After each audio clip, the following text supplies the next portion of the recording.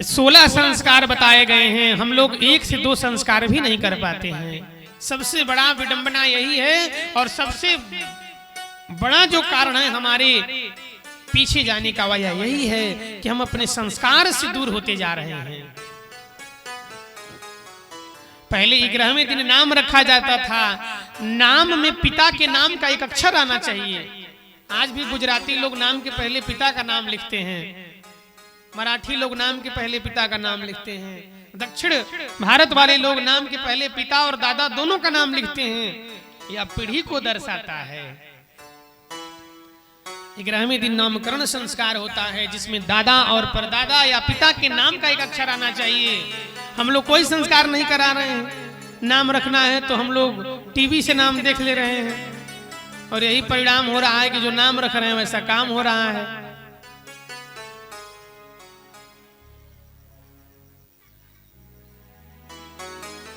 अब नाम रख देंगे सूर्य तो सूर्य के इतना प्रकाश होगा उसमें, पर नाम यदि दैविक रख देंगे तो वह दैविक ताप है तो कष्ट देगा।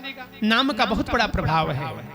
भगवान के नाम के कारण तो कितने बड़े बड़े पापी तर गए। तो नाम बहुत बड़ा महत्व रखता है जीवन में। आदमी अपने लिए नहीं मरता है, अपने नाम के लिए मरता है। लोग क्या कहते हैं कि हमारा नाम होगा। हम नहीं होंगे, हमारा नाम होगा, हमारे पिता का नाम होगा। नाम का महत्व है। तो 11वें दिन नाम रखने के लिए ब्राह्मणों को बुलाए। ब्राह्मणों ने नामकरण किया।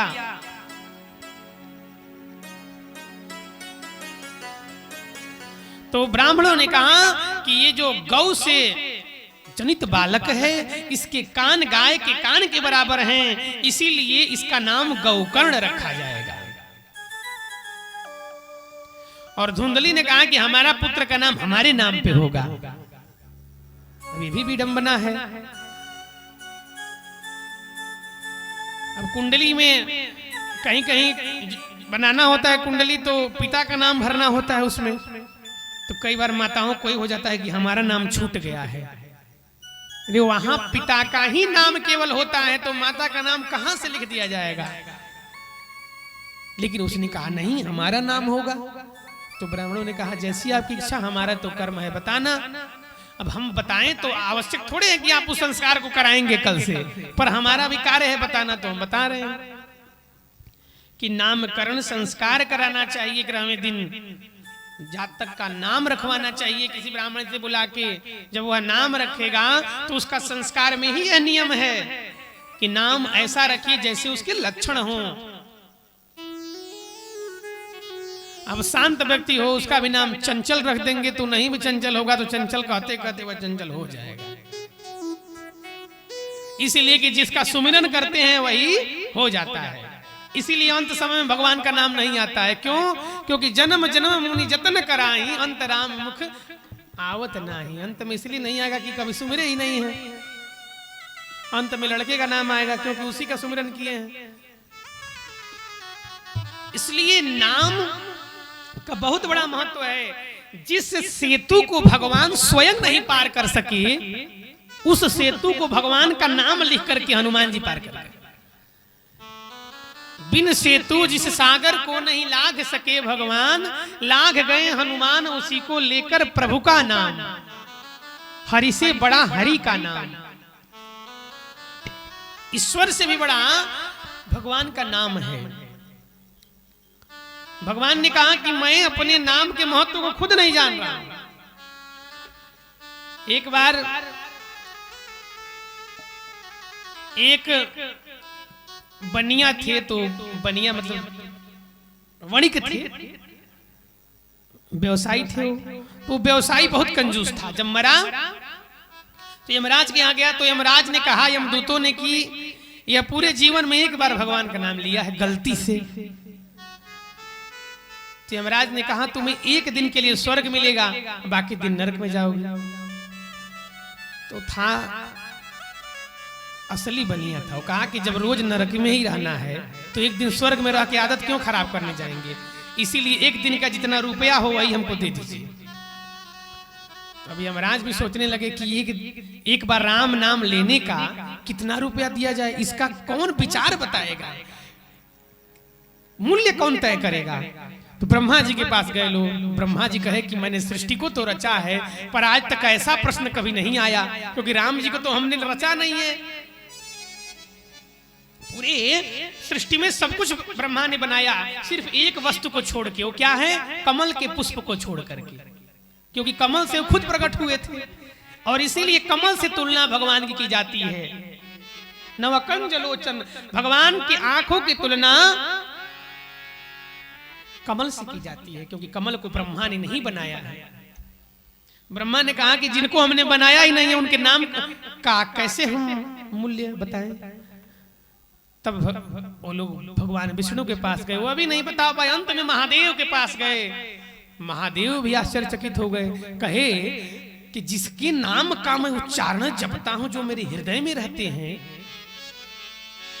महामंत्र सोई जपत महेशु काशी मरण मुक्ति उपदेशु, जो उसी महामंत्र को जपते हैं उन्हीं से पूछा जा रहा है कि इसका कितना रुपया है एक बार लेने का। तो उन्होंने कहा कि अरे मूर्खों, जिस एक बार नाम लेने के कारण यह ब्रह्मलोक, विष्णुलोक और रुद्रलोक घूम लिया, उसके बाद भी तुम लोग कहते हो इसका कितना मूल्य दे। इस नाम का महत्व तो अभी भी नहीं समझ पाए। तो भगवान ने कहा कि भगवान स्वयं कहते हैं कि कहाँ कहूं नाम गुण पाई। भगवान राम भी नहीं जानते हैं कि उनके नाम का कितना महत्व है। स्वयं पत्थर फेंक करके भी इसे तो नहीं बना पाए, और उनके नाम को लिख करके पत्थर से गणों ने बना दिया। कारण कि नामी को रहता है सदा की नाम न हो बदनाम। हम लोग अपने नाम के लिए ही मरते हैं। यदि नाम हटा दिया जाए तो फिर कोई दुनिया में कष्ट नहीं होगा। हम लोग ये सोचते हैं कि दरवाजे पर कोई कर्जदार आ जाएगा तो हमारा नाम खराब हो जाएगा। आज जो बदनाम है, जो बेशरम है, उसको कोई नहीं कुछ कर पाएगा। क्यों? क्योंकि उसने नाम को पहले ही मिटा दिया है। पर नाम ईश्वर में मिटाने के लिए बनाया गया है। अपने नाम को ईश्वर से जोड़ करके उसी में मिल जाना ही मनुष्य की श्रेष्ठता है। इस जगत में पैदा हुआ यह मनुष्य इस जगत की भावना से छोड़ करके जगदीश में जाते जाते लग जाए, यही लक्ष्यार्थ है इस मानव जीवन का। आज धुंधली कह रही है कि हमारे लड़के का नाम हमारे नाम पे होगा, इसीलिए उसका नाम धुंधकारी रखा गया। गोकर्ण जी महाविद्वान हुए, संत हुए, धुंधकारी महाखलह। और उनके ठीक अपोजिट जो है धुंधकारी उतना ही बड़ा दुष्ट हो गया। अब कारण क्या था? बहुत गूढ़ विषय है। कारण यह था कि जब माता के गर्भ में वह था तो उसकी माता ने छल सोचा था, इसीलिए जब किसी का बालक जन्म लेने वाला हो तो उसको गीता पुराण आदि का पाठ करना चाहिए। वह सब असर उस बालक पे जाता है। माता जो क्रिया करेगी वही क्रिया का असर उसके गर्भ में पल रहे शिशु पर होता है। और जब गर्भ में था धुंधकारी तो उसकी माता ने सोचा था कि बहन के धन हम हड़प लेंगे। यह सब सोचा था, इसीलिए वह दुष्ट हो गया। परिणाम यह हुआ कि एक दिन वैश्यावृत्ति करने लगा, चोरी करने लगा, और चोरी करते करते जुआ खेलने लगा। अपने घर के सभी धन को ले जाकर जब लुटा दिया, अंत में अपने माता को मार करके घर से जब निकाल दिया, तब रोने लगे आत्मदेव ब्राह्मण। और आज कह रहे हैं कि इससे तो बड़ा हमारा पुत्र नहीं था, तभी हम थे। अब उनको बात याद आ रही है उस संत की कि जो हमारे भाग्य में नहीं है उसको कभी मत मांगो, वो जीवन भर दुख देगा। मार्कंडेय जी की आयु 12 वर्ष की थी। उन्होंने तपस्या किया, उनके पिता ने कोई संतान नहीं था। भगवान कहे प्रकट होकर कि तुम्हारी तपस्या से हम एक ही कार्य कर सकते हैं, या तो एक दुष्ट पुत्र देंगे जिसका 100 साल आयु होगा, और एक अच्छा पुत्र देंगे लेकिन वो 5 वर्ष ही जीवित रहेगा। दोनों में से कोई एक मांग लो। पर यही ज्ञानी का कार्य है। अज्ञानी व्यक्ति सोचता कि 100 साल का पुत्र मिले, पर मार्कंडी जी ज्ञानी हैं। मार्कंडी जी ने सोचा कि 100 वर्षों तक दुष्ट का दुर्जनता सहने से अच्छा है कि 5 वर्ष ही रहें, शांति से रहें। घर में नमक रोटी ही खा करके यदि घर शांत है तो वह स्वर्ग है। और सब कुछ भरा है पर जैसे लेके बैठ रहे हैं, रोटी में घी क्यों नहीं है इसके लिए खाना छूट गया तो सबसे बड़ा दुर्भाग्य है। आज कह रहे हैं आत्मदेव ब्राह्मण सोच रहे हैं कि इससे अच्छा तो हमारा पुत्र नहीं था, तभी हम थे। जो भाग्य में नहीं है उसको कभी कल्पना मत करिए, वो हमेशा दुख देगा। मार्कंडेय जी ने सोचा कि 5 वर्ष के लिए ही पुत्र हो, पर कम से कम अच्छा पुत्र हो। उन्होंने कहा प्रभु 5 वर्ष के लिए ही हमें दीजिए, पर अच्छा वाला पुत्र दीजिए। परिणाम क्या हुआ? वह पुत्र इस आयु से 12 वर्ष तक का ही था, लेकिन उसको उन्होंने इतना संस्कार दिया कि वह 3 वर्षों से ही जो भी आए उसको प्रणाम करता था। आज उसका दिन पूर्ण होने वाला था और एक पिता जिसको ये पता है कि आज 5 वर्ष की अवस्था में मेरा पुत्र चला जाने वाला है, उसको कितना कष्ट होगा। आज कष्ट है उनको, लेकिन शर्त ही ऐसी थी। मार्कंडेय जी अच्छा संस्कार सिखाया। मार्कंडेय जी सबको प्रणाम कर रहे हैं। आज उनका जाने का दिन है। संयोग से उधर से ब्रह्मा जी पधारे।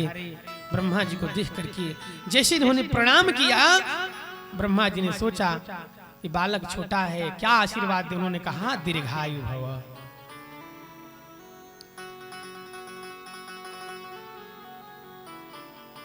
गए जाकर के जब देखा उन्होंने, मार्कंडेय जी ने, ब्रह्मा जी ने जब मार्कंडेय जी का लेखनी देखा, क्योंकि ब्रह्मा जी खुद नहीं जानते हैं कि किसकी आयु, लाभ, हानि, जीवन, मरण, जस अपजस, ये 6 ब्रह्मा जी पिछले हाथ से लिखते हैं।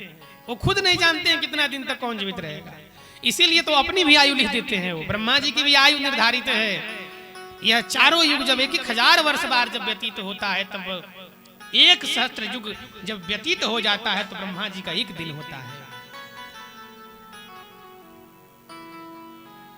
तो ब्रह्मा जी भी जब 1000 वर्षों तक निर्वहन करते हैं अपने कार्य को, तो उनको भी जाना पड़ता है। कोई ऐसा नहीं है जिसको जाना ना पड़े। सोना सबको है, बस जागना कब है यही सीखना है। सोना तो एक दिन सबको है, पर जागना कब है यही जानना है। दिन में सोते रह गए, रात में भी सोते रह गए तो खत्म कहानी। ब्रह्मा जी ने देखा कि ये तो बहुत बड़ा अपराध हो गया। हमने कह दिया दीर्घायु भव और बच्चे की आयु ही आज तक है। तो उन्होंने सोचा अब मैं क्या करूं। तो उन्होंने उस बालक को लेकर के भगवान विष्णु के पास चले गए। वो सोचे कि केवल हम अपने ऊपर क्यों लेके चले। मार्कंडेय जी ने उनको भी प्रणाम किया। भगवान विष्णु ने कहा दीर्घायु भव। अब जब बता दी तो ब्रह्मा जी ने बताया कि ये कहानी है। अब दोनों लोग फंस गए। अब दोनों लोग अपना पिंड छुड़ाने के लिए महादेव के पास गए लेकर। तो महादेव ने भी कहा दीर्घायु भव। इसीलिए वो महादेव हैं, जो कोई देव नहीं कर सकता है वही महादेव कर सकते हैं। समुद्र मंथन से अच्छी वस्तुओं को तो सभी देवता लोग ले लिए, शंख चक्र गदा पद्म भगवान विष्णु ले लिए, पर उस कष्ट को, उस विष को पीने का कार्य तो महादेव ही कर सकते हैं। क्यों? क्योंकि जिसको सब कुछ देकर के भी कुछ नहीं चाहिए वही महादेव है। महादेव ने कहा दीर्घायु भव। ये लोग कहे ऐसी ऐसी बात है, हम दोनों लोग अपना पिंड छुड़ाने के लिए ले आए हैं। महादेव ने कहा हमारे लिए कोई बड़ी बात नहीं है, जाओ। मैं इस बालक की आयु यदि 12 वर्षों की है तो मैंने कहा है दीर्घायु भव, तो हमारे ही मुख के अनुसार हमारी आयु का 12 वर्ष इसको दिया जाएगा। और जब ब्रह्मा के 1000 दिन बीतते हैं तो भगवान विष्णु के 1 दिन होते हैं, और उनके 1000 दिन बीतते हैं तब जाकर के भगवान शिव का 1 पल होता है। अब उस हिसाब से कई जन्मों तक, कई युगों तक मार्कंडेय जी अजर अमर हो गए। और आज भी कैथी में जब उस दिन आए यमराज ले जाने, यमदूत आए तो देखा उन्होंने कि वहां काले काले यमदूत हैं, उधर पीले पार्षद भगवान के। जाकर महादेव के शिवलिंग को जब पकड़ लिया मार्कंडेय जी ने, भगवान साक्षात महादेव वहां प्रकट हुए, जो आज भी मार्कंडेय महादेव के नाम से प्रख्यात हैं। और इसीलिए जिस स्त्री के बालक नहीं हो, दीर्घायु नहीं हो, उसको वहां दर्शन करना चाहिए। और वही मार्कंडेय जी आने वाले कल्प के मनवंतर के स्वामी होंगे, जिसका दुर्गा सप्तशती में वर्णन है। तो यह संस्कार की महिमा है। बच्चे की आयु 100 साल हो या न हो, पर बच्चा संस्कारी हो, यह मांगिए भगवान से। ये मत मांगिए कि हमारा लड़का इंजीनियर हो जाए, कहिए कि हे प्रभु जो हमारे लिए उत्तम हो वही दीजिए। एक स्वार्थी भक्त जब जाता है तो कहता है हनुमान जी हम पास हो जाएंगे तभी हम लड्डू चढ़ाएंगे। पर एक भक्त जब जाता है तो वो कहता है कि हे हनुमान जी यदि हमारे पास होने में हमारी भलाई हो तो हमें पास करिएगा, यदि बिना पास किए ही हमें प्रधानमंत्री बनना लिखा हो तो हमें हो सकता है कि बिना पढ़े ही हमारे लिए अच्छा है, पर क्या अच्छा है हम नहीं जानते हैं। इसलिए उसको छोड़ दीजिए भगवान पर कि हे प्रभु जही विधि हो ही नाथ हित मोरा, करिए सो बेग दास में। जिस विधि से हमारा हित हो हे प्रभु यही करिए। जब यह कह देंगे तो कभी कष्ट नहीं होगा। पर हम लोग मांगते क्या है? भगवान समुद्र ले खड़े, हम चम्मच लेके जाते हैं मांगने। हम कहते हैं कि हे प्रभु हमारा लड़का पास हो जाए, हमारे पास गाड़ी हो जाए। ये तो जगत की वस्तु, इन वस्तुओं से संग्रह आपको दुख ही देगा। हे कहिए कि हे प्रभु 2 पहिए में हमें संतोष हो जाए, ऐसा हमको विचार दे दीजिए। क्योंकि संतोष तो 4 पहिए के बाद भी नहीं होगा, क्योंकि कोई 8 पहिया लेके चला आएगा। इसलिए संतोष धन हमारे पास प्राप्त हो जाए, यही मांगना चाहिए। आज आत्मदेव ब्राह्मण कह रहे हैं कि इससे अच्छा तो हम वैसे ही थे, पहले बिना पुत्र के थे, कम से कम भजन तो होता था इस घर पे। अब तो यहां रहना ही हमारे लिए बहुत कष्टदायी है। जाना सबको है, सोना सबको है, पर जागना कब है यही हमें भागवत बताता है। भागवत बताता है कि उठो चलो तुम्हारा समय हो गया है। कई बार अभी आना है, कई बार जाना है। पुनरपि जन्म पुनरपि मरणम, ये तो जन्म मरण यह एक वस्त्र को बदलने जैसा है। दर्शन कहता है कि जैसे वस्त्र सत्य नहीं है, धागे को एकत्रित किया गया तो वस्त्र है, धागा हटा दीजिए कमीज गायब हो जाएगा। घड़ा सत्य नहीं है, मिट्टी सत्य है। घड़ा गल के एक दिन मिट्टी बनेगा। तो ये जो स्वरूप हम देख रहे हैं एक आकृति मात्र है, पर सत्य तो ब्रह्म है। एक दिन जहां से हम आए हैं वहीं जाना है। कोहम सोहम अहम ब्रह्मास्मि, यही योग बताता है, यही मीमांसा का वचन है, और यही तत्व ज्ञान और योग भी बताता है कि हम कौन है इसको जानिए। यदि हम शरीर हैं तो मरने के बाद क्यों नहीं कोई हमें रखता है तुरंत घर से बाहर। यदि हम आत्मा है तो मरने के बाद कहां जाते हैं, यही बस जानना है। जब यह जान लेंगे तो एक दिन हमें ज्ञात हो जाएगा कि मरना भी ठीक वैसे ही है जैसे सोने के बाद हम जगते हैं। बस एक ही अंतर है, उसमें रात भर के लिए सोते हैं, इसमें कुछ ज्यादा दिन के लिए सो जाते हैं, जब तक दोबारा जन्म न हो। यही भागवत बताता है कि उठो चलो।